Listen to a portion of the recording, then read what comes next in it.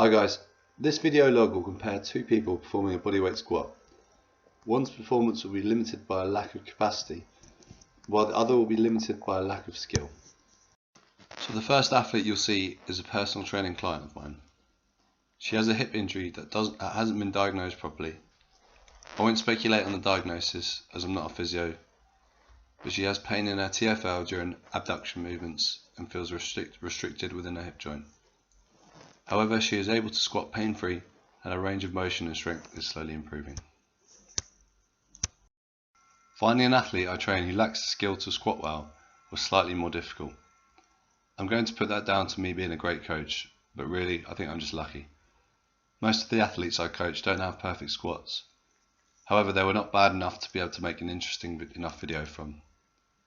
So the athlete I've used is taken from YouTube.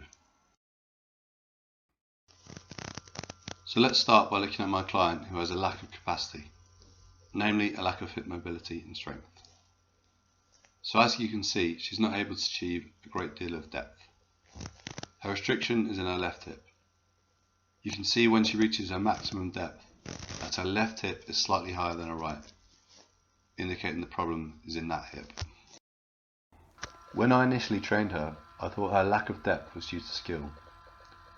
After cueing her to sit back, she began the movement at the hip, but was then unable to reach further depth. She presented very little anterior knee translation, which made me initially believe this was a skill problem.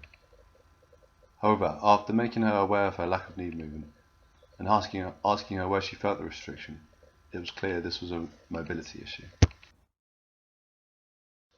This was confirmed when cueing her to screw her feet into the ground in the hope to achieve greater hip external rotation was ineffective.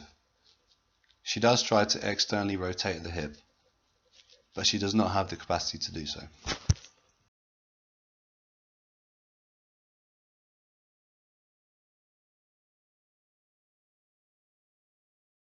Comparing these two images, you can see a slightly different depth between the two sides. The image on the right shows her unrestricted side, while the image on the left is her restricted side, which I've inverted to allow a better comparison. While not a huge difference, you can see the restricted side doesn't reach the same depth as the unrestricted. The difference between the two joints is best demonstrated in this clip. I've cued her to allow her right hip, which is her unrestricted side, to reach maximum depth, just to show the difference between the two sides.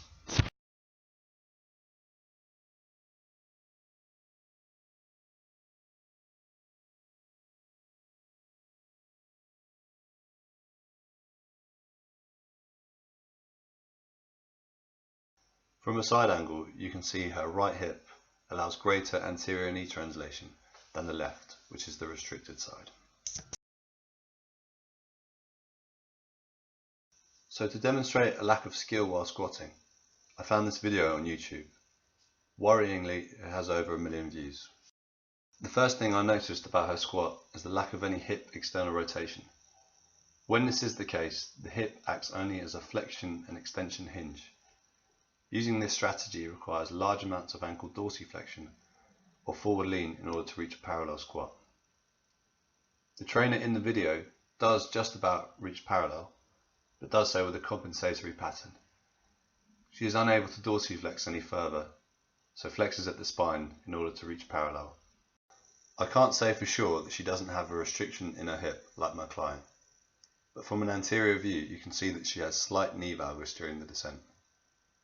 While not a problem by itself, this would suggest she's not attempting to externally rotate her hips, as this movement requires the knees to stay out.